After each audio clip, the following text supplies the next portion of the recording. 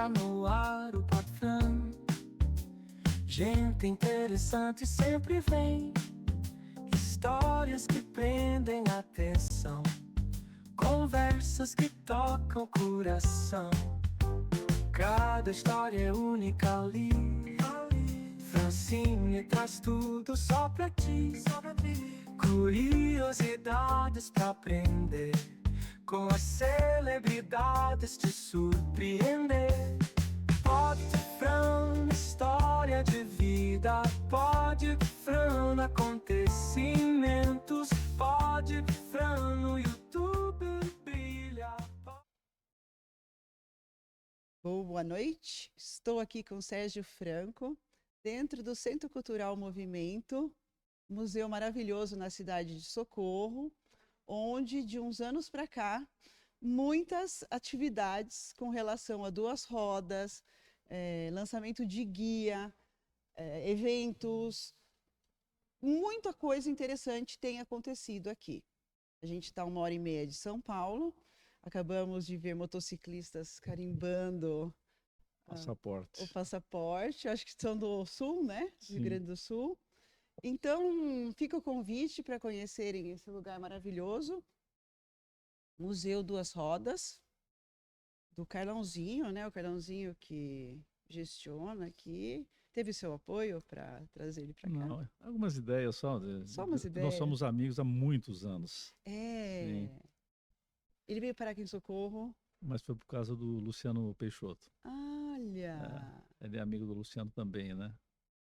Então, o Sérgio Ló é o nosso pensador visionário que faz a cultura da aventura, a cultura duas rodas, faz as coisas acontecerem na cultura do ar, né? Acontecer na nossa cidade, região e país, porque a gente não é porque a gente está aqui que a gente acha que a gente não faz parte, a gente faz parte muito, né? É o grande responsável por colocar Socorro aí na rota da aventura e hoje reconhecido mundialmente. Sim. Ló. Sim. Primeiro, é um prazer enorme estar participando desse podcast. A minha super amiga, a minha amiga mais elegante que eu conheci em Paris. Não é muito elegante conhecer uma amiga em Paris? No Bobu. No Bobu, que é o principal museu de arte de Paris. Nós conhecemos lá. Sabe que eu lembro você falando dentro do museu? A forma como eles estavam digitalizando os jornais. Ah, sim. Era uma novidade na época, né? 30 anos atrás, a gente estava no centro de Paris, com aquelas esculturas, naquele museu inteiro modernista. Sim. E eu lembro, ele falou assim, olha, presta atenção, todos os jornais, e tinha estudantes pesquisando. Sim. E era muita novidade, porque... Não existia internet, né? Não existia internet. Sim. Era tudo carta. E os jornais digitalizados eram... Nossa... O quanto isso muda? Quanto é importante uma experiência dessa, Nossa, Ló? Essa vivência fora do país, um país que era o centro da cultura no mundo. Puxa, eu esqueci de desligar o celular. Tem nada. Vou fazer isso agora, hein? Desculpem. Eu tinha 18 anos naquela época. Eu fazia aula com o seu Luiz, nunca fui para frente, né? Porque menos, né? É que você fazia muita coisa, né? E essa experiência, eu desejo muito que minhas filhas possam viver isso. Sim. Socorro, na verdade, era muito agitado, né? Muita coisa acontecia na cidade.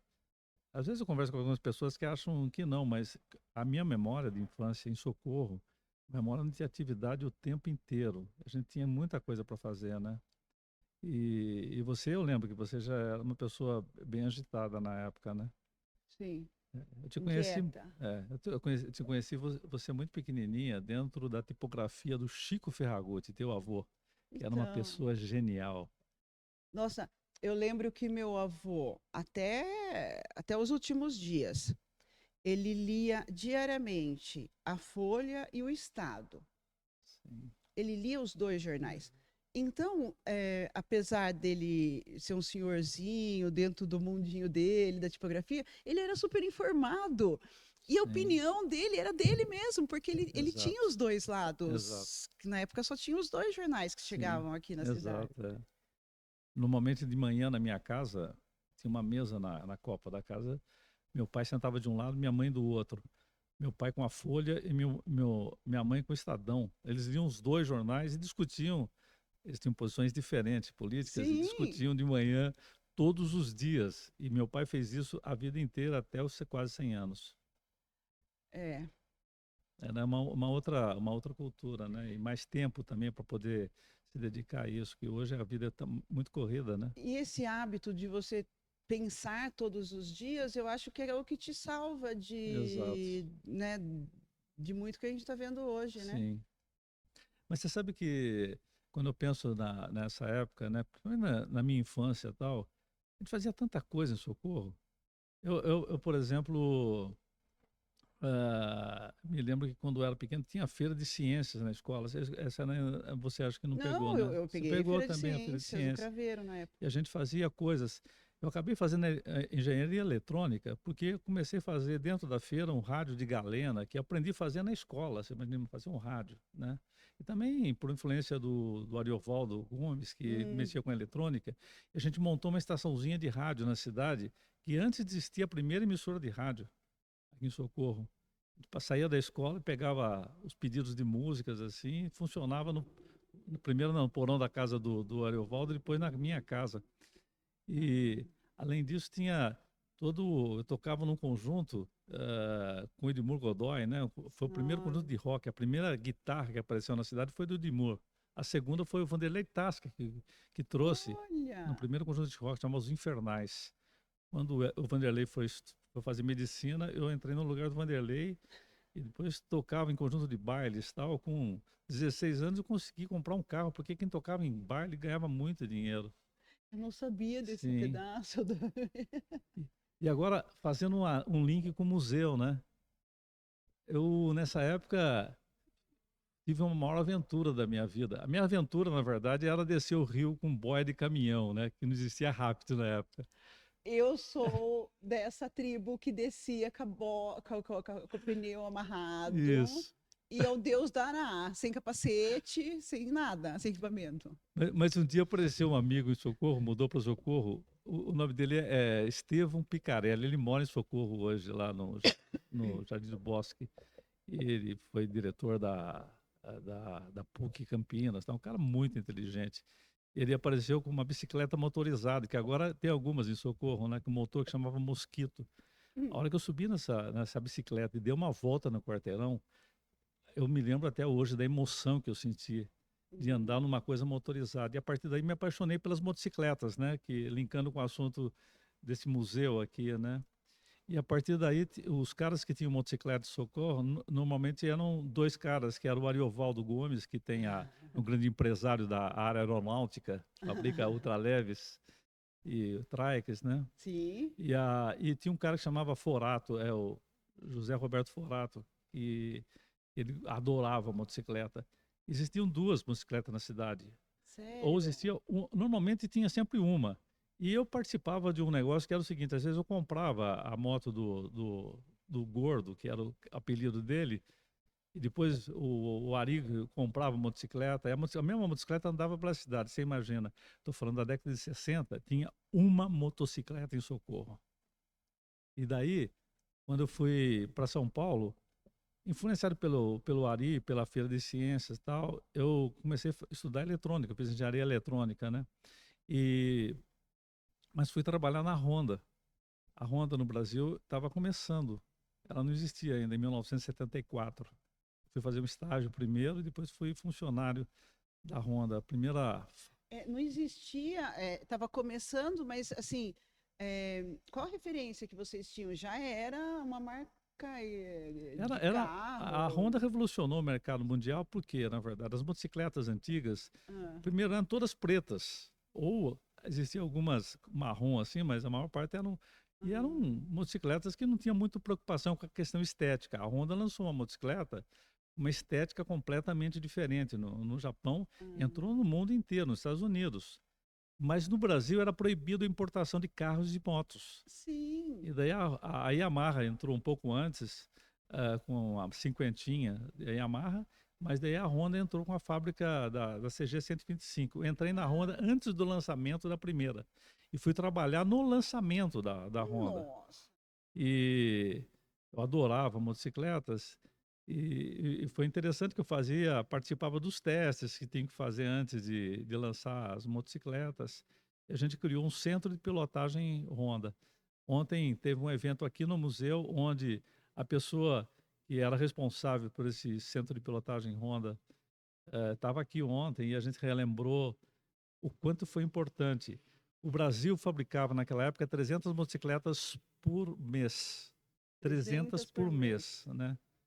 Honda entrou e a fábrica ia fabricar 1.500 motocicletas. E nós fomos incumbidos de criar toda uma rede de revendas, que chegaram a 400 revendas, no Brasil inteiro. Viajei o Brasil inteiro fazendo esse trabalho de formar um instrutor e nos centros de pilotagem, que cada revenda tem que ter um centro de pilotagem, e ensinar as pessoas a andar de moto, porque ninguém sabia andar de moto. Era uma coisa muito nova no Brasil, né? Assim, eu trabalhava um pouco fazendo esse planejamento. Eu fiz uma pesquisa para ver quantas motocicletas tinham em cada cidade, né? Socorro, na verdade, tinha uma, que era a minha. Depois tinha Bragança, na época tinha 4 motocicletas. Amparo tinha 2 ou 3 motocicletas. Para vocês terem uma ideia, Águas Indóia não tinha nenhuma. Você pegar, por exemplo, Campinas, tinha umas 40 motocicletas mesmo. Era uma quantidade pequena. Quando passava uma moto na rua, todo mundo olhava. Falando da década de 70, né?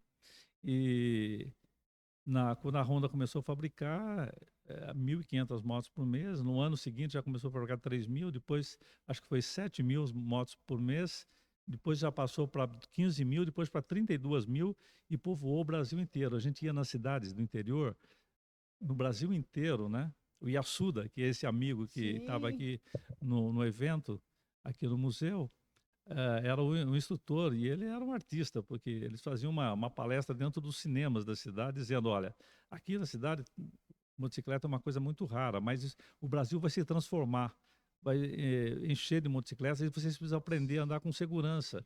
E nós vamos fazer uma palestra agora como é que anda com segurança. Fazia palestra, cheio de gente, várias sessões do cinema, depois ia para a praça.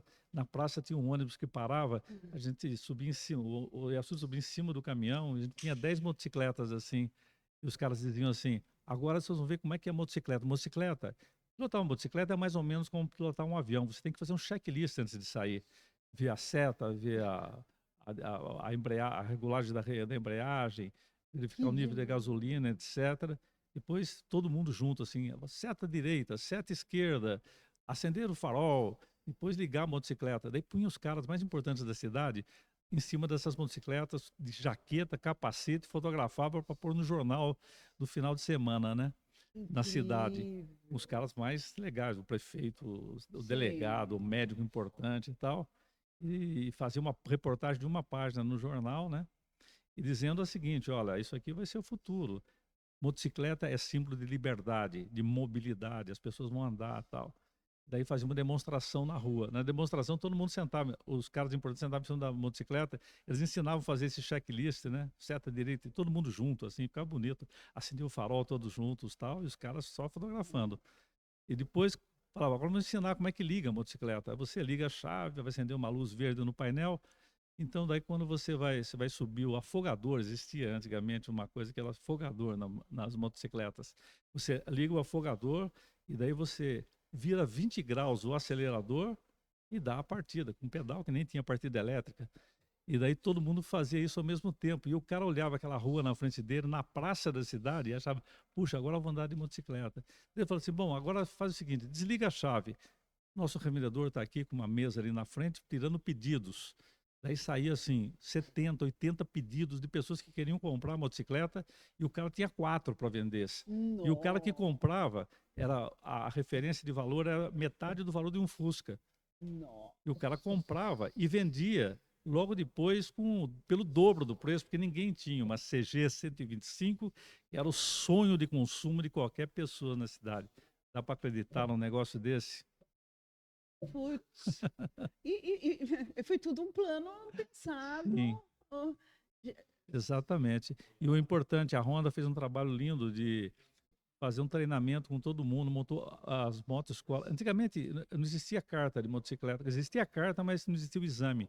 Cada cidade fazia diferente. O motociclista sentava atrás na garupa do motociclista para dar uma volta. Muitos levavam um maior tombo, né? Os examinadores. Outros, não, você dá uma voltinha aqui para ver se você sabe andar. Se você dá, já sai com a carta. Se você conseguir andar, já sai com a carta. A gente criou o exame de habilitação para os motociclistas, que é o exame que está até hoje aí. Você E, que criou? não, na verdade, foi uma cópia do exame que tinha no Japão. A gente implantou aqui, Nossa, porque a Honda era japonesa, né? E a gente fez o desenho. incrível, eu É, não sabia dessa história sim. toda. E daí também não existia legislação nenhuma em relação à motocicleta. Daí eu normalmente ia para Brasília no CONTRAN, né, para decidir como é que seria, por exemplo, o tamanho da placa da motocicleta. Aqui o CONTRAN não tinha muita informação, queria fazer placa do tamanho de placa de carro. Você imagina, não ia dar certo, né? E a gente participei desse processo todo, quase de uma guerrilha para implantar a motocicleta no Brasil. A Honda, com esse trabalho, ficou com 95% do mercado brasileiro, numa época. Nossa. Praticamente, motocicleta era a Honda. A Yamaha tinha uma pequena parte no mercado e eram essa. Antes disso, só existia uma fábrica de motocicleta, que era a antiga fábrica da Lambreta. Eles pegaram... A Lambreta é uma coisa toda cheia Sim. de lata para tudo quanto é lado. Eles tiraram tudo e puseram um tanque na frente do banco para ficar parecendo uma motocicleta, porque não existia, era proibido importar motocicleta no Brasil. Essa é a história da motocicleta no Brasil. E o mundo, e o que se tornou Sim, depois disso, né?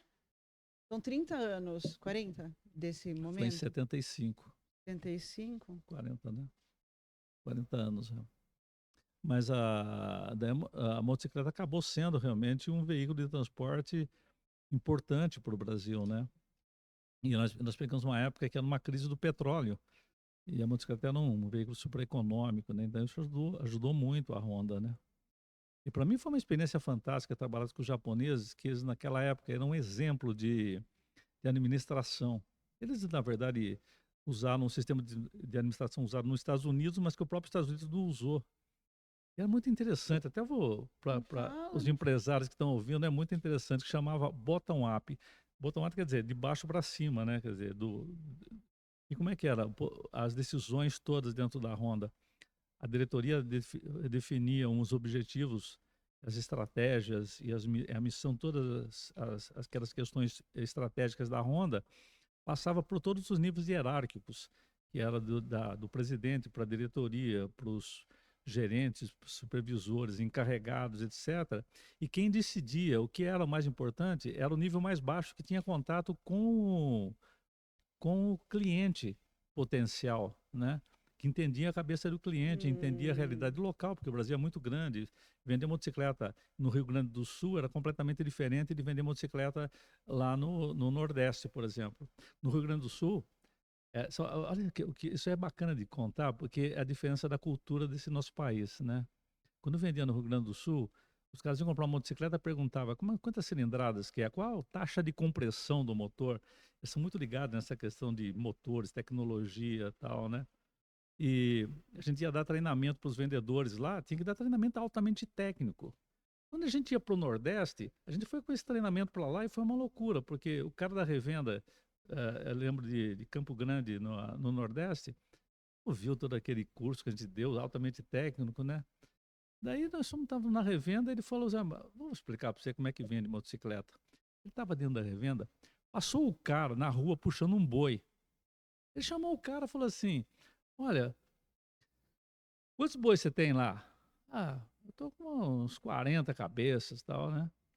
Você quer fazer um negócio? Tem um negócio fantástico aqui que é melhor que cavalo para você tocar o boi. E a motocicleta. Ele falou, mas eu não sei andar nisso. Não, mas vem, entra aqui. E daí começava a mostrar a motocicleta pro cara, né? E daí vesti uma jaqueta, você, mano, no Nordeste, um calor enorme, uma jaqueta linda, assim, vermelha, escrito Honda nas costas. Botava um capacete na cabeça do cara, fazia o cara sentava na motocicleta. Falava, puta que. Não, tirava foto do cara, fazia uma estardalhaço. Dizia, você tem que comprar uma dessa aqui, pô. Mas eu não tenho nem dinheiro para comprar. Mas quantos bois você tem? Ah, tem 40 cabeças e tal.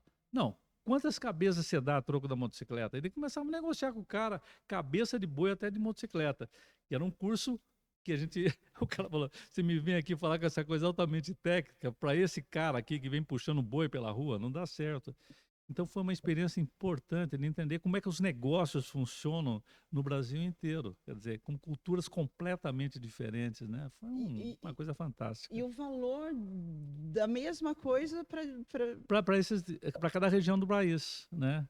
É uma coisa E hoje você interessante. acha que continua assim muito específico culturalmente? Sim, eu acho que o Brasil, na verdade, nós temos vários Brasis, né? São Paulo não tem nada a ver com o que acontece no Rio Grande do Sul e com o que acontece no Nordeste. O Rio Grande do Sul é o país mais coletivo. Para você ter uma ideia, a gente ia fazer o curso Uma Revenda. Normalmente a gente não misturava os caras das revendas que eram concorrentes aqui no estado de São Paulo e tinha meio que um tinha raiva do outro, entendeu? Porque o cara estava vendendo moto às vezes um pouco mais barato do que ele e tal, aquela coisa. Quando a gente ia para o Rio Grande do Sul, os caras propunham que a gente reunisse todos os revendedores no mesmo lugar e desse o curso todos juntos, para eles discutirem o mercado, discutir como é que eles iam fazer a estratégia de venda. Eles pensam tudo coletivamente. O Rio Grande do Sul, por exemplo, ele tem muita cooperativa. Tudo que vai ser pensado, pensa-se coletivamente, entendeu? Como é que a gente pode se O ajudar? que é positivo, isso Sim. não. No turismo eles são assim. No turismo não existe o cara pensar o negócio dele. Ele vai montar um hotel, ele vai falar com o cara que tem lá que tem um sítio, que tem um rio, que ele vai fazer lá um rafting no rio. Daí ele conversa com o cara do restaurante da cidade para ser parceiro dele, porque ele vai mandar o hóspede para aquele restaurante. Daí ele vai pegar, por exemplo, o cara da escola e vai falar, libera a quadra para eu levar as atividades com os meus hóspedes, e a prefeitura libera, e é uma coisa coletiva. Posso dizer que a sua filosofia é essa? Eu acredito nisso. E, se você for pensar, o Nordeste é um pouco assim também, mas um pouco menos. Mas o estado de São Paulo, eu não sei, é uma questão de colonização, de cultura e tal, é o estado mais individualista. Nós estamos no estado de São Paulo. Minas é um pouquinho também, mas o estado de São Paulo todo mundo pensando no seu próprio negócio, né? E tem uma dificuldade de entender que os negócios podem ser feitos em conjunto, né? E juntos todos ganham. Todo mundo ganha. Quer dizer, por isso que o Sul está no estágio, do ponto de vista de cultura, de empresarial, bem avançado, né? Quer dizer, eu acho que é uma maneira diferente de pensar, né? Os valores são diferentes, né? Mas quando você enxerga o coletivo, eu acho que a chance de um negócio dar certo é muito maior. Muito maior. Por exemplo, alguém que está no turismo e monta uma coisa em Socorro, tem que saber que o sucesso dele vai depender do sucesso do destino Socorro. Não é só o sucesso dele particular. É difícil você ter sucesso onde as pessoas no seu entorno não estão tendo sucesso, Sim. né? E você pode criar uma rede onde todo mundo entra colaborando com o seu negócio e ganhando também com isso, né? Quer dizer, nessa questão das motocicletas no evento que teve aqui, foi discutida exatamente essa questão. Quer dizer, trazer motocicleta para o Socorro é uma tremenda numa jogada. É um público que tem poder de consumo, um público que está buscando esse contato com a natureza, com as trilhas, né? E tudo mais. Mas os hotéis têm que estar preparados para receber um motociclista, porque o motociclista quando chega é complicado, né? Vai num restaurante, ele tem capacete, tem jaqueta, tem que ter um Sim. lugar para deixar essas coisas. É uma das coisas que tem que ser pensada em relação ao motociclista. Então, a gente Até o estacionamento mesmo. estacionamento, porque se você está, por exemplo, numa área rural e tal, a motocicleta para ela parar em pé é uma peça que é bem pontiaguda e tal, e se você tiver um lugar que não esteja firmeza, a bicicleta cai, né? Então, tudo isso também o motociclista adora a motocicleta dele. Ele quer colocar num lugar que é onde ele esteja vendo a motocicleta, mesmo quando ele está almoçando, por exemplo, ou num lugar que seja coberto para não deixar a motocicleta no sol, na chuva, né? Então, tudo isso são coisas que podem ser pensadas coletivamente, que é uma lição que o Sul nos dá. E dos anos 70, da Honda, como veio a Adventure Sport Fair?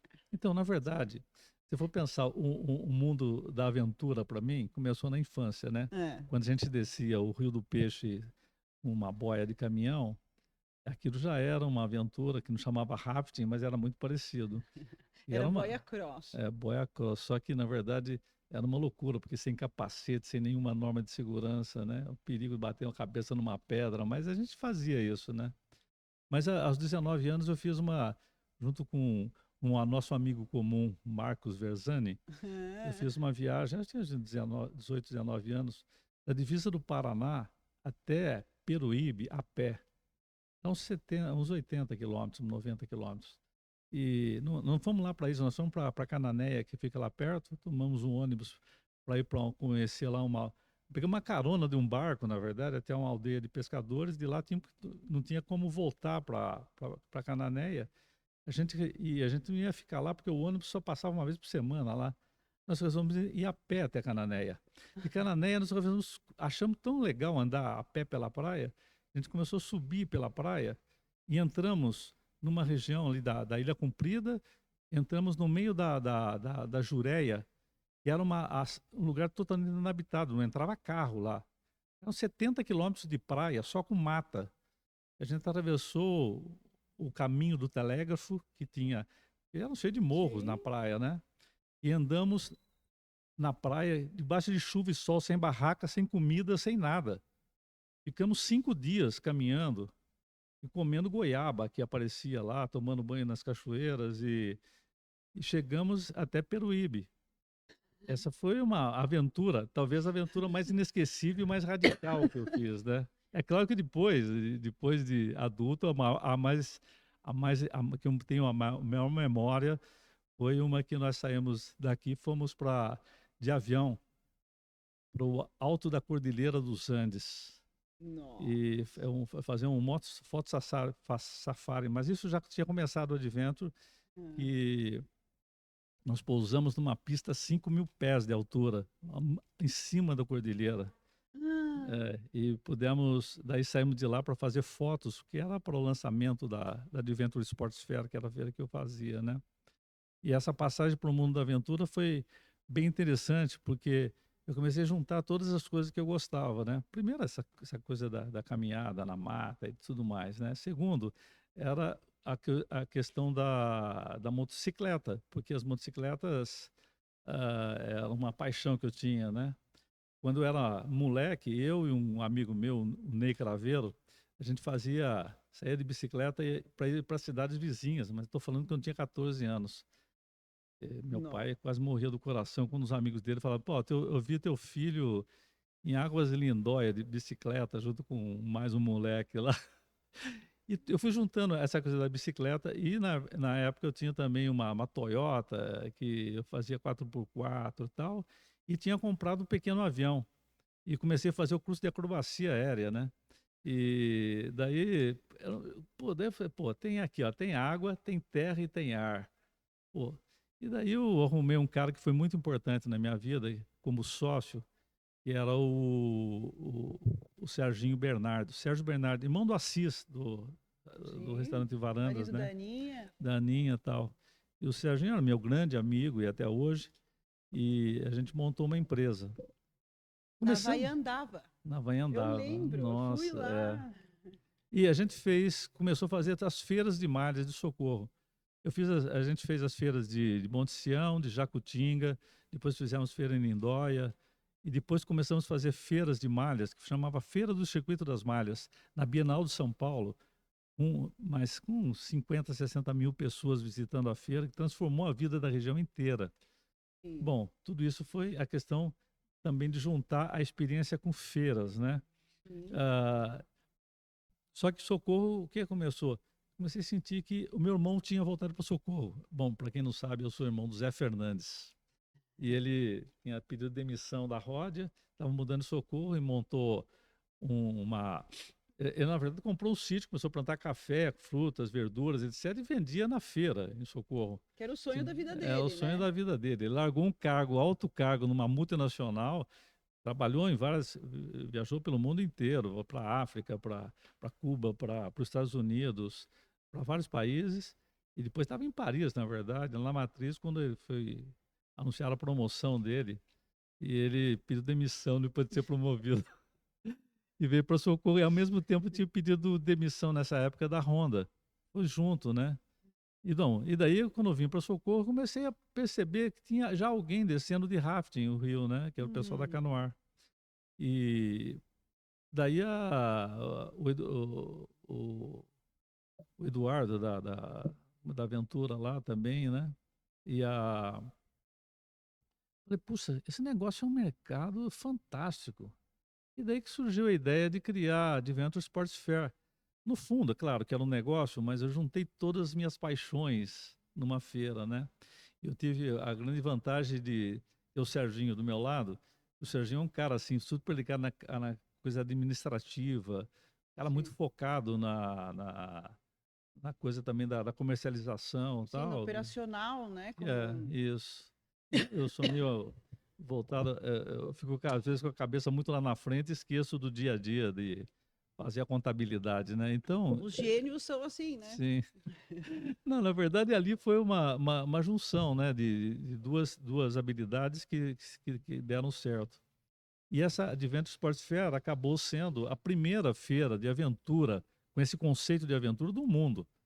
A gente Sim. lançava ela como a maior feira de aventura da América Latina. Mas não era, porque se a gente falar que é do mundo, ninguém vai acreditar. Gente, eu lembro quando tinha essa feira, eu morei muito tempo em São Paulo. Era assim, ó. Gente, eu tô falando de acontecimento de São Paulo, da capital do país. Sim. Era a feira, eu lembro, a cobertura da feira. Então, para você ter uma ideia, quando acontecia a feira, era uma semana toda com reportagem no Jornal Nacional, Sim, em nos todos os jornais canais, todos. todos os canais de TV, e gente do Brasil inteira vindo para a feira. A Adventure Fair reuniu todas as tribos, né? E o bacana é que eu tinha contato com todas essas tribos por causa dessa diversidade de atividades que eu tinha. Quer dizer, eu tinha contato com o mundo da aviação, porque eu sou piloto, conhecia todo mundo desse mundo da aviação.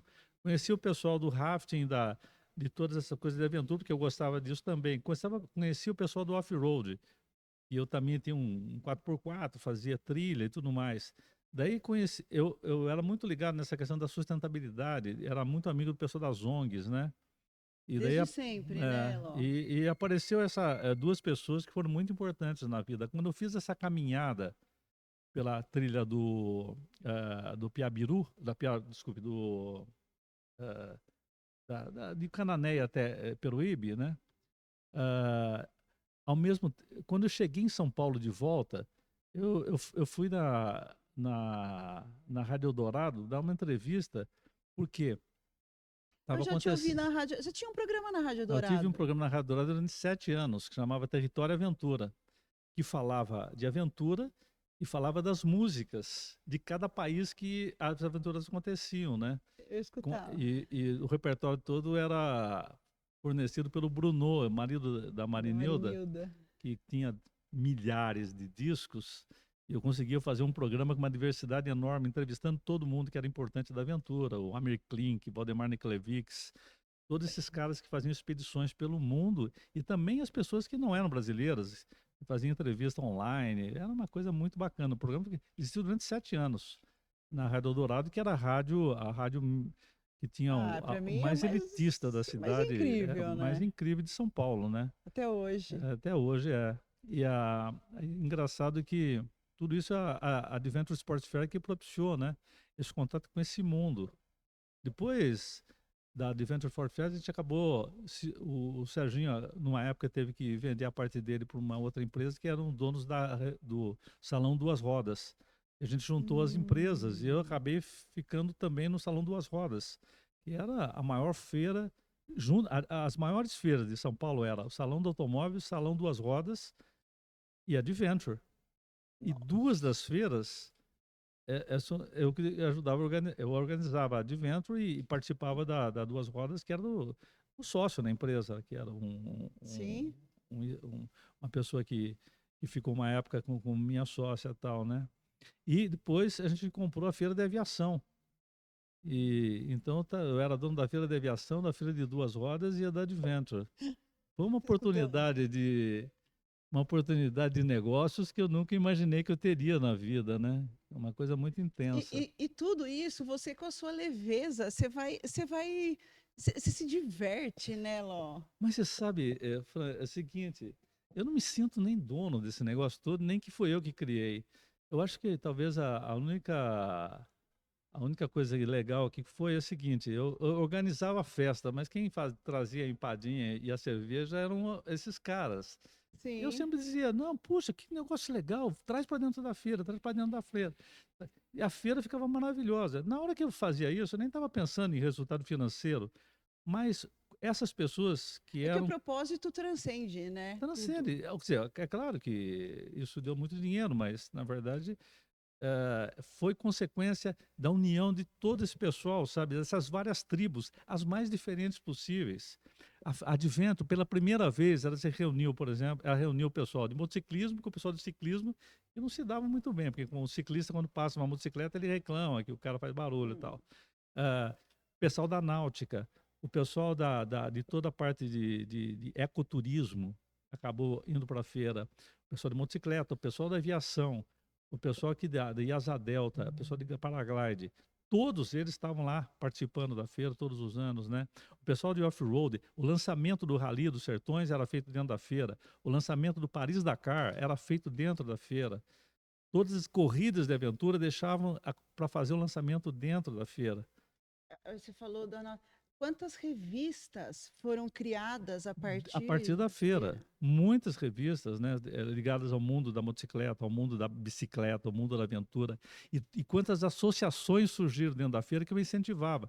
Porque, na verdade, a feira era o final de um projeto muito maior, porque a gente fazia reunião com todas essas tribos, tentando organizar as tribos. Então, por exemplo, o pessoal do turismo de aventura. Então, a gente fazia reunião e foi dentro da feira que surgiu a ABETA, a Associação Brasileira de Turismo de Aventura. Foi dentro da feira que surgiu, por exemplo, a EMA, que era a Associação dos Fabricantes de Equipamentos para a Aventura, né? O cara que faz a mochila, faz o mosquetão, faz o calçado de aventura, a roupa de aventura. Nós criamos uma associação que participava. A Aliança Bike, a Associação das Bicicletas, surgiu dentro da feira. Por quê? Teve ano que tinha 40 fábricas de bicicleta dentro da feira. E marcas que vocês abriram espaço para virem para o Exato. Brasil, as melhores marcas Por de exemplo, aventura. exato. E as marcas brasileiras que cresceram lá dentro, Sim. a Kurtlow, hoje é a maior fabricante de mochilas do Brasil, mochilas de aventura específicas, né? E também tem calçados, tem roupas e tal. Quando eu fui conhecer esse cara, ele trabalhava com a esposa, tal, numa garagem e tal, e fazia umas mochilinhas que iam embaixo do cilindro da bicicleta. A partir da feira se tornaram o maior fabricante de mochilas do Nossa, quanto Brasil. negócio. E foi uma fábrica o cara fazia umas bicicletas feitas à mão que chamava Dream Bike. E essas bicicletas que tem hoje no todos os hotéis, Hum. triciclos, quadriciclos, etc. O cara foi ele e o filho dele fazendo uma por semana, tal. Ele entrou dentro da feira e recebeu 300 encomendas de bicicleta. Alugou um galpão enorme, virou o maior fabricante desse tipo de bicicleta do Brasil. Enfim, o mercado explodiu com E isso. turismo rural, o termo da sustentabilidade, já se falava? Porque agora Agora é o que todo mundo fala, né? sim, mas Mas eu percebi que essa era a tendência mundial de fazer turismo na natureza e o turismo tradicional, que era o turismo de massa, né? As pessoas adoravam ir para um hotel sei lá, em qualquer lugar da- dos Estados Unidos, qualquer lugar, hotéis com 5.000 pessoas. Isso estava caindo. E continua caindo, né? Quer dizer, os grandes resorts, assim, ninguém quer ficar no lado da piscina com um monte de gente tomando uísque, imagina. Isso é uma proposta que não é muito Sim. politicamente correta, tal. Quer fazer atividades, quer ter experiências. O que mudou no turismo foi isso. O turismo passivo, né, de você ficar só descansando e tomando cerveja e uísque, para um turismo ativo, que é o turismo da experiência, de viver uma experiência. Isso foi o que a Adventure fez, mudou. O termo turismo de aventura não existia no Brasil. Tanto que quando eu fui fazer a feira, pus nome de Adventure, o cara falou, não, põe nome de Feira Brasileira de Ecoturismo.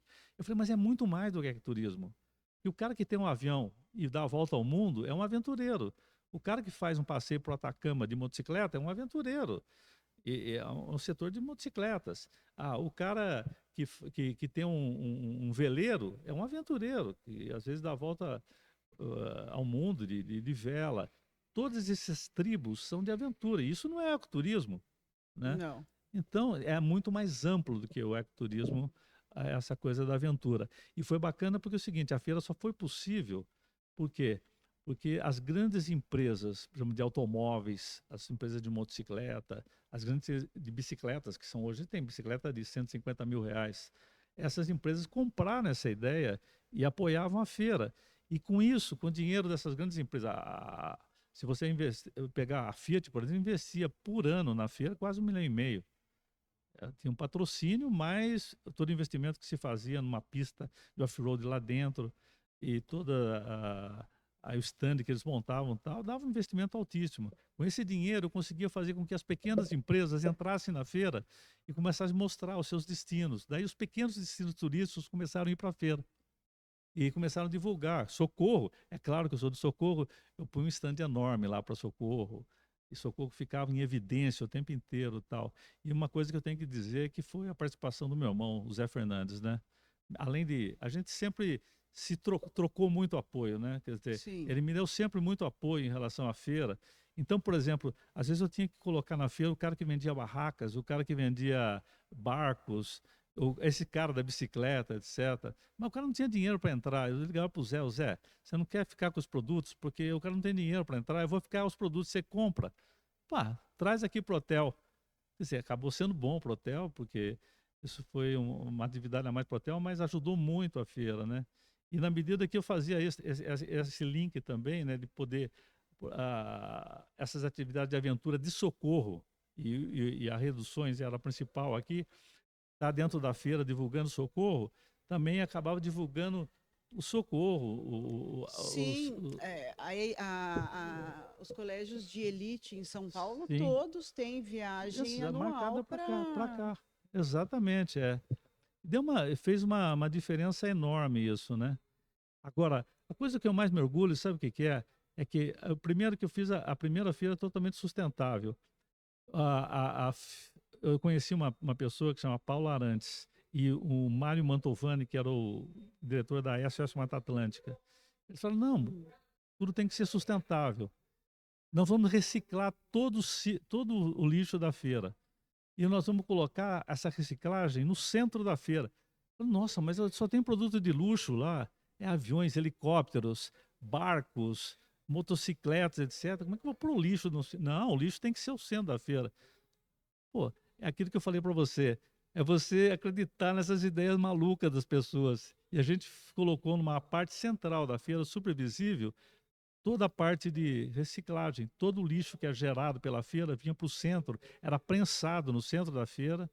E a gente punha as placas dizendo, essa feira é totalmente sustentável e todo esse lixo vai ser reciclado e tudo mais. Os artesãos faziam a reciclagem do lixo lá dentro da feira, né? Então foi fantástico. E apareceu um cara dentro da feira também que era um deficiente. Chegou na feira e disse assim, ó, essa feira mudou minha vida, porque eu sou um paraplégico e eu não consigo fazer esporte de aventura nenhuma.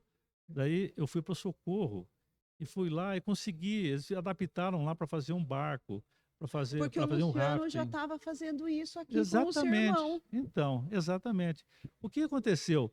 O ministro do Turismo, que ia todo ano na feira para inauguração, ia o ministro do Meio Ambiente, ia o ministro dos Esportes, todos iam.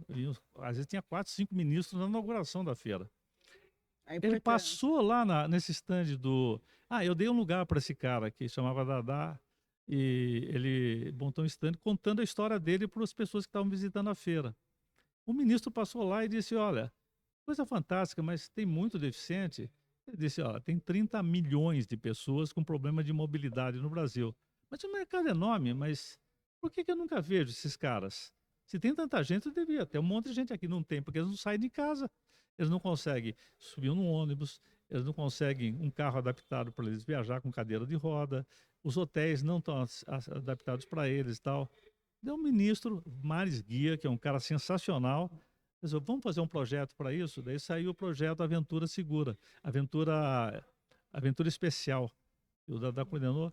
E aí foi a visão do Zé, que falou, não, aqui vai ser o campo de prova dessas coisas todas. Que E legal. ele assumiu essa Junto com o Luciano. responsabilidade junto com o Luciano, e Socorro virou um lugar que era o campo de prova de todas essas atividades de aventura para deficientes, e se tornou uma norma ABNT, que é uma Sim. principal norma do Brasil. Agora, o sensacional foi o seguinte: a ABNT, quando foi para o Congresso Internacional da ISO, que é a norma mundial mais importante do mundo, apresentou o projeto que que eles tinham feito aqui, e descobriram que não existia normas no mundo inteiro. E boa parte, 90% das normas que foram desenvolvidas aqui no Brasil e foram testadas no Parque dos Sonhos, numa cidadezinha do interior do estado de São Paulo, que é Socorro, virou uma norma mundial. E hoje o mundo segue o que foi desenvolvido aqui. Isso não é um orgulho para a nossa cidade? E a importância dessas pessoas para a acessibilidade do mundo, né, cara? Exatamente. Olha, eu falei que eu me orgulho porque quando eu estou lá no Parque dos Sonhos, eu vejo um cadeirante indo para a tirolesa e fazendo um rapel a 150 metros de altura e descendo embaixo chorando. Eu nunca imaginei que eu conseguiria fazer uma coisa dessa. E até as coisas mais simples. Por exemplo, um paraplégico, um tetraplégico andar a cavalo, por exemplo. Quer dizer, porque nós temos uma cela adaptada, com cinto de segurança, Descer com o capacete, rio, descer o rio fazer de a trilha rafting. de 4x4. Você vê a emoção dessas pessoas que estavam fechadas em casa, não tinham o que fazer, não tinham o que sair, deslumbrando um novo mundo para elas. Um negócio fantástico.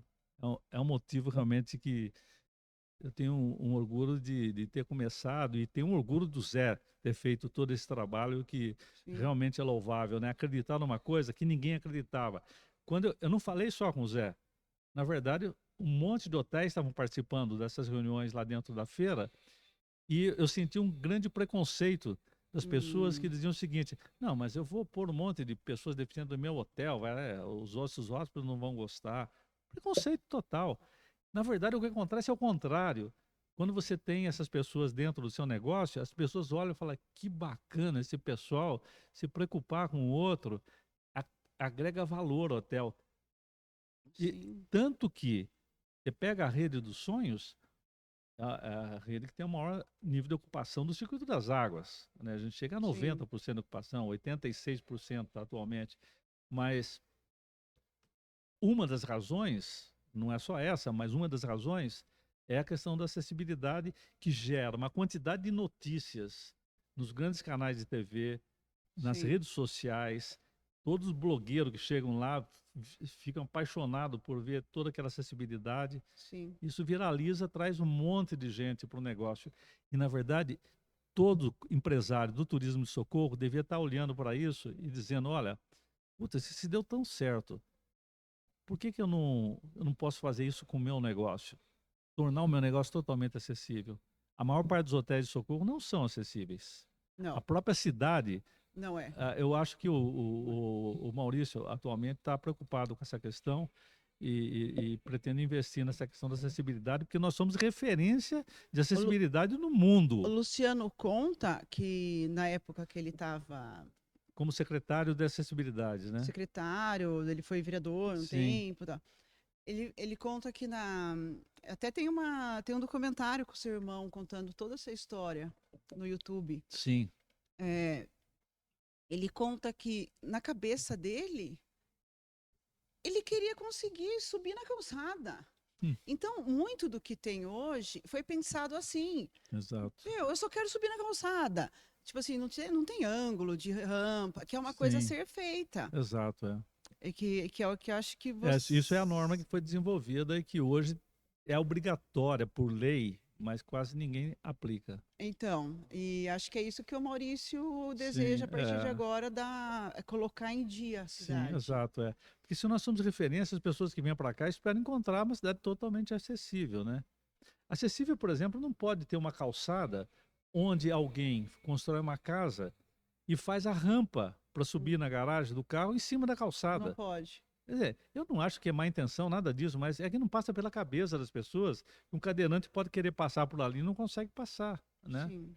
E cria uma questão a seguinte, como muita gente faz isso, e isso é a norma na cidade, a pessoa quando você fala, poxa, mas você não pode ter feito isso, mas todo mundo faz, porque agora chegou na minha vez, eu não posso fazer? Então, aí entra o fato da gente ter morado na Europa e países como França, Inglaterra, tem muitos mutilados de guerra. Sim, Então, já são cidades pensadas para receber na pracinha, porque lá esse senso comum é bem sim, diferente daqui. exato, é. Então, já é tudo pensado para os mutilados de guerra. Exatamente.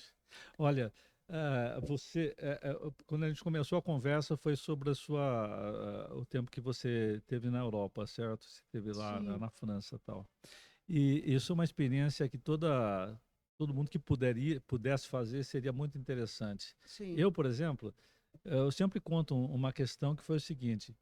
Eu fui à casa do Dimas Versani, que é filho do Bertão, para quem não conhece o Dimas. O Bertão era o secretário de obras aqui do Socorro da Prefeitura durante muitos anos, um cara autista, autocompetente, está com 90 e poucos anos agora, está bem ainda. Sim. Fui na casa do Dimas, que mora numa cidade da Alemanha. Cheguei no outro dia de manhã, acordei cedo e fui sair para a rua. Estavam os vizinhos dele. A calçada era com aquela lajota entretravada que chama, né? Que nasce grama assim entre as pedras e tal. Sim. E a rua também. E todos os vizinhos estavam lá cortando a grama, limpando a rua, organizando a rua. Eu falei pro Dimas, pô, mas caramba, a prefeitura não faz esse serviço aqui? Ou na Alemanha? Não, Indignado, né? não. O problema é isso, ela faz. Por isso que eles estão cortando antes da prefeitura chegar. Porque quem paga, o funcionário da prefeitura, é o imposto que o alemão paga. Então ele faz para evitar que a prefeitura tenha que fazer. Tenha que gastar dinheiro com Exato. isso. Isso é pensamento coletivo. E não É. passa pela cabeça da gente uma coisa dessa. E depois, olha a coisa que acontece. Eu fui na empresa que o Dimas fornecia, ele trabalha com calçados lá, né? Tem um estacionamento enorme. Só que nós fomos bem cedo, os funcionários não tinham chegado, estavam começando a chegar. O Dimas estaciona o carro no ponto mais longe, a fábrica estava num lugar, aquele estacionamento enorme, ele pegou o ponto mais longe da portaria e estacionou o carro. Ah, mas você não pode estacionar lá perto? Nós não vamos ter que andar tudo isso aqui a pé. Não, não, aqui a norma é a seguinte, Quem chega primeiro? quem chega primeiro estaciona longe. Porque o cara que chega na última hora, ele precisa estacionar perto, porque ele já está meio atrasado, ele tem que ir correndo para lá. Então você pensa no outro. No outro, quer dizer, esse é o pensamento coletivo. Nós começamos falando sobre esse assunto. No Rio Grande do Sul é um pensamento mais parecido com isso, né? Nós aqui do estado de São Paulo, nós somos mais individualistas. Não estou pondo a culpa, estou me culpando também, porque eu também sou assim, mas Sim, é social, é é, cultural, cultural, é uma cultura, né? mas eu acho que uma vez que você traz esse pensamento para sua consciência, Sim, é assim, é onde você muda a história. exato, é. Eu vejo assim, normalmente quando a gente vai fazer alguma coisa ou quando a gente vê algum problema, a gente sempre culpa a prefeitura, né? Ah, a prefeitura não cuida, a prefeitura não está cuidando disso, etc, etc. Eu vejo que minha filha morou nos Estados Unidos 6 anos e eu durante 6 anos ficava pelo menos um mês nos Estados Unidos. E eu percebo que a cultura, a gente começa, essas viagens para o exterior são É, fantásticas e são muito educativas, porque lá a população participa das decisões.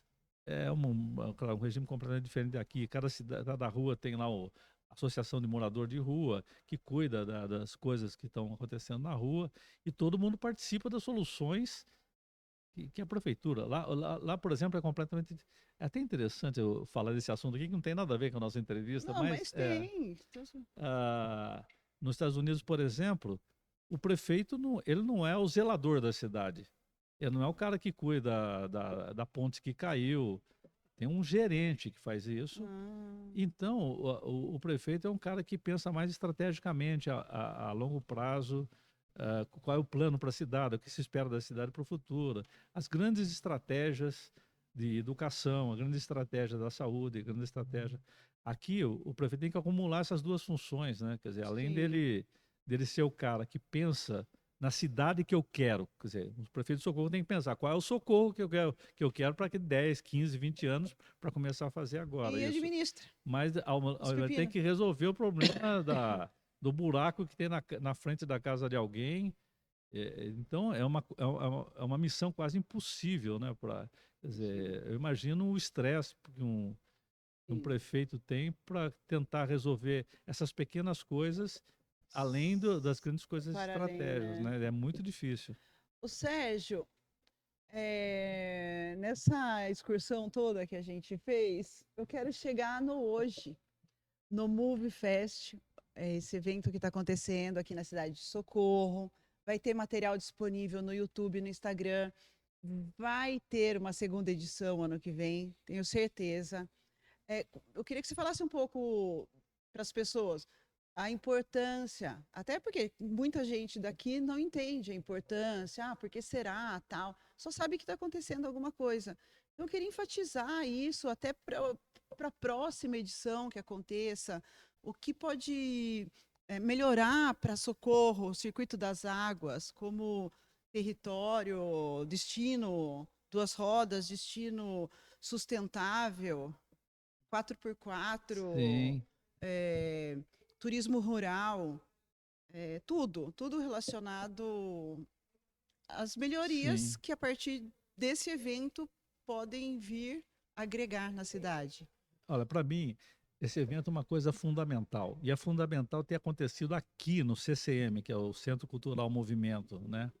Primeiro, essa iniciativa do Carlãozinho de montar esse museu, que para quem é do mundo da motocicleta como eu, é uma coisa que se estivesse na Europa teria fila para visitar, porque é realmente uma preciosidade esse trabalho que é feito aqui. Para você ter uma ideia, ele levou o acervo e completou com mais coisas no principal ponto de exposição de São Paulo, que é o Farol Santander, que era o antigo prédio do Banespa no centro de São Paulo, e foram milhões de pessoas para ver, né? Então, a gente que está aqui em Socorro, às vezes não valoriza a importância desse museu. E esse espaço, com esse prédio histórico, que é o monumento, talvez um dos mais importantes da cidade, porque aqui conta a história do que já foi Socorro. Você já imaginou uma cidade que teve uma via férrea que era possível exportar o café de Socorro para a Europa, saindo de Socorro, indo para o Porto de Santos e indo para a Europa, e terminava em Socorro? Socorro foi um das cidades mais importantes na produção do café. Pouca gente sabe disso. E esse monumento, que é essa estação do trem, é um monumento importantíssimo e que bom que está sendo usado para uma exposição, para uma coisa cultural. Só que o Carlãozinho tem ideias e eu tenho certeza que agora, com o Neto Mantovani na Secretaria de Cultura e com a vontade que juntou com a vontade que o Maurício tem de criar nesse espaço o principal ponto de encontro do turista da cidade, isso vai se transformar.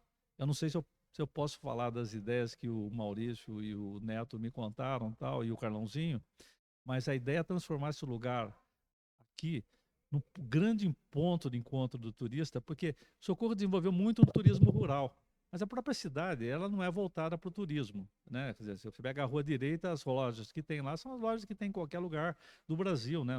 Num bairro de São Paulo tem todas as lojas, tal. E é uma ação que falta, né? Exato. E a ideia toda é a seguinte, eu não sei se eu vou fazer aqui uma coisa que eu poderia estar fazendo, mas é uma novidade isso, né? Mas eu não vou aguentar, eu vou te contar. A E- ideia do pessoal é trazer a locomotiva que está lá na Pompeia e voltar ao lugar dela aqui no museu. E as pessoas poderem ter aquelas roupas antigas tal, e as pessoas poderem ficar na frente da locomotiva, tirar uma foto com as roupas antigas, malas antigas, usar esse espaço, em algum espaço aqui, fazer um museu do café, que seria trazer toda a história exuberante de Socorro. Esses casarões todos no centro da cidade fazem parte dessa história, trazer para dentro de Socorro. Daí criar uma ligação desse espaço com aquela garagem que era antiga do trem, e lá também tem uma parte cultural. Atrás daquela estação tem todo um espaço ali, à margem do rio, que é uma mata, que pode se transformar numa trilha, que pode chegar até o centro da cidade pela margem do rio. Foi uma descoberta, na verdade, do Maurício quando ele olhou a foto aérea de Socorro. E interligar toda essa história com a cidade e levar o público daqui para a cidade. Aqui como é E o turismo que fica fora, trazer para conhecer a cidade e gerar exatamente, renda aqui dentro. entendeu? Então esse espaço é maravilhoso. Está se pensando até na possibilidade daquele avião que está no Parque da Cidade também ser trazido para cá para compor, que é um museu, chama Centro Cultural Movimento. Então seria tudo que é movimento. Daí seria o movimento aéreo, o movimento terrestre do trem, a motocicleta, a bicicleta, e daí a gente pensar até alguma coisa num barco de rafting para divulgar as atividades do turismo aqui.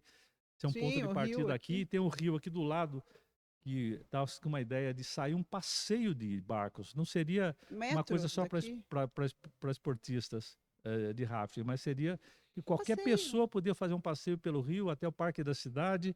No Parque da Cidade ela desce, conhece o Parque da Cidade, conhece o shopping, conhece o Hortfla, que está ali do lado.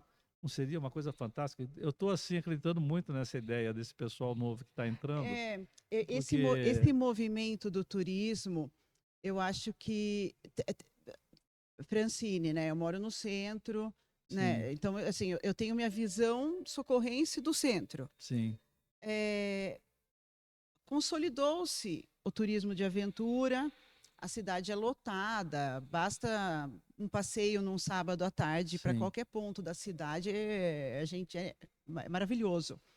Mas a cidade ainda, eu acho que falta essa vida que exato, é. acontece.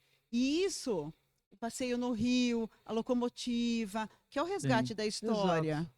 E essa É, ideia do Maurício de fazer essa ligação é, dessa região já com o centro da cidade, através de uma trilha que as pessoas podem ir caminhando, ou de bicicleta, etc. Mais os roteiros que estão sendo criados. Por exemplo, sim, o próprio Carlãozinho me mostrou agora um roteiro de moto da parte histórica da cidade, que pode ser feito a pé, ou de carro e tudo mais. O Neto Mantovani, o secretário de Cultura, também me mostrou um roteiro que ele fez, toda a parte histórica da cidade. Tudo isso são produtos turísticos fantásticos. A cultura de Socorro é um produto e tem que ser transformado em produto turístico. Todas as atividades sim, culturais de Socorro são voltadas para a população local e são muito importantes para a população local e tem que continuar existindo. sim, Mas muitas delas podem ser transformadas também em produtos turísticos, né? Por sim, exemplo, as apresentações na praça dos conjuntos. Hoje Socorro tem um nível musical altíssimo, referência. desde as coisas mais folclóricas, mais de raiz, uma orquestra de violas, até os conjuntos de jazz e de rock que tem na cidade, Sim, através do conservatório, se elevou muito o nível. O EMAX, que é um evento que acontece no Centro Cultural, traz os principais músicos do Brasil para Socorro. sim. Eles poderiam estar tocando nos maiores teatros de São Paulo com grande sucesso. Mas tudo isso está voltado para a população local que ainda não tem um hábito de ouvir esse tipo de Ah, eu música, estava lá outro etc. dia. Eu Exato. te Não é vi. fantástico? Nossa, é um presente, Agora, porque assim, eu quero ver o cara lá da USESP tocando. Você vai em São Paulo, é quase sim, impossível uma impossível. pessoa comum numa segunda-feira. Sim, Assim, exato. eu estava em casa, dei o jantar para as crianças, troquei de roupa, em 2 minutos eu estava ali no Centro Cultural, aquele show que vocês deram Sim. do outro planeta, com o Toninho ali na ponta ali. Então, o Então, Toninho assim, que é um socorrense conhecido no mundo inteiro como um dos maiores acordeonistas do mundo, não é do Brasil, do mundo. Sim. Tocou com o Pavarotti, tocou com gente muito importante. Tudo isso pode ser um produto oferecido para o turista que está na cidade, porque o turista que está aqui nem sabe o que está acontecendo essas Ai, e coisas. você sabe, esse dia eu fui no conservatório, eu fui errado. Sim, Eu não li Centro Cultural. E daí encontrei uma senhora lá, tava meio, então eu dei carona para ela, que a gente descobriu que daí era no Centro Cultural. Eu falei, a senhora é daqui? Eu nunca te vi. Ela falou, não, eu sou da Bahia. puxa, Mas eu não ia perder. Eu estou passando uns dias aqui em Socorro. Então, sim, uma nossa, visitante da Bahia, eu estava dentro do Centro Cultural e ela falou, não ia sim. perder. Então, isso tudo é uma riqueza enorme que pode ser transformada em coisas turísticas. E, além disso, eu acho que falta em Socorro, assim, talvez alguns eventos de grande impacto, pelo menos um ou dois eventos de nível internacional, para um festival de música trazendo gente de outros países para Sim, cá, da América Latina, criar alguns temas relacionados a essa questão da música, ou um evento multicultural, onde você tem música, dança, artes plásticas, etc. Nós temos o Parque da sim. Cidade, que é um lugar maravilhoso. Agora vai ficar pronto o teatro lá.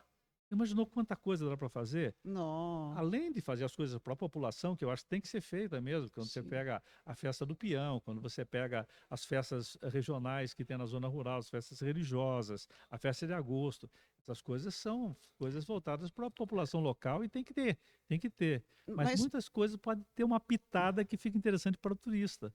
e promover a cultura para a cidade também é um a menos dando problema lá na frente, né? Exatamente. É assim, né? Porque eu vejo que a cultura é uma ferramenta enorme para você tirar o jovem da droga É e do ócio, também né? Que do leva a ócio e droga, do que leva. vício que é hoje É, aos jogos na internet. A internet, com todas as vantagens que ela trouxe também um monte de problemas, né? E a arte ajuda a resolver isso. Isso tem que ser usado também, né? sim. Ah, acho que deu, né? Ah, nós vamos repetir a conversa numa parte 2 lá no estúdio da R3 Internet. Então, Eu quero agradecer a sua presença. obrigado, viu? Era um sonho antigo. Eu não imaginava que eu ia conseguir manter uma conversa com você por causa do seu nível Ah, de imagina, você também é uma pessoa tão inteligente, verdade. tão. E eu acho que eu Ah, consegui ter uma conversa agradável. Estou sim, muito foi. feliz. Eu também estou muito feliz. Eu te E admiro muito o seu dinamismo, o seu trabalho, a sua preocupação com o coletivo, né? sempre, E né? trazer as coisas que são importantes para Socorro, para a cultura da cidade, trazer os assuntos realmente que interessam ser discutidos. E a gente nem sempre tem oportunidade. Vocês têm um papel enorme assim, de criar essa oportunidade, das pessoas poderem se expressar, de colocar suas ideias, de trocar ideias. É um papel importantíssimo isso, né? E hoje a internet propicia essa possibilidade e você usa muito bem isso. Parabéns pelo trabalho que você faz. Eu acho que a escuta ativa Sim, é um trabalho a ser feito, sim. E as pessoas que precisam também, porque sim, né, tanta coisa está acontecendo. Acho que é importante ter um sim. canal que faça isso. Exato. Então, muito obrigada, Obrigado Sérgio. você pela oportunidade. Obrigada. Até sexta-feira.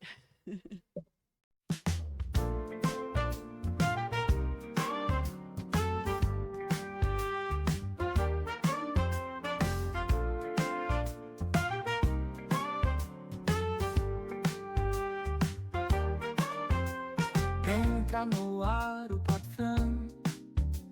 Gente interessante sempre vem. Histórias que prendem a atenção. Conversas que tocam o coração. Cada história é única ali. Francine traz tudo só pra ti. Curiosidades pra aprender.